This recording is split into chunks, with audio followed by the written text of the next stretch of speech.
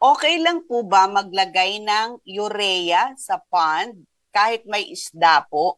Hindi po ba masama na makain o mainom ng isda yun? Ano po ang pamparami ng natural na pagkain ng isda? Tilapia. Yan, Jong ng Laguna. Yung pong paglalagay ng urea sa pan, mas maganda po pag land prep pa lang. Ah, kasi pag yan po may tubig na at dinagay po ninyo yung urea nyo, hindi rin po yan magre-react. Matutunaw lang po yun sa tubig kasi marami pong tubig ninyo.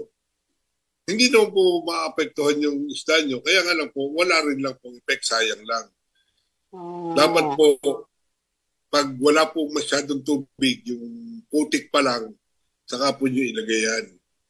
Bago, para po mag-react pa yan, mas maganda po lagyan po ninyo ng mga chicken manure, Mm-mm. yung ano po, Chicken dung. i-fertilize Mm-mm. chicken dung, chicken manure, para po paglagay nyo ng pagpasok po nyo ng tubig, tutubo pa ka, tutubo na po yung lablab ninyo, yung lumot Mm-mm. na kinakain po ng tilapia nyo. So, yun yung natural na pagkain. O, pag may tubig na, Lumot. mahirap na magkuha ng ano, ng Okay. lab. Mhm. Kaya pala yung mga fish pan, kulay green. O, inaano muna yan, bago mo papasokan ng tubig, ihanda mo muna yung, ano, yung lablab, yung lumot, para Mm-mm. pagpasok ng tubig, habang lumulutang sila, dumadami sila.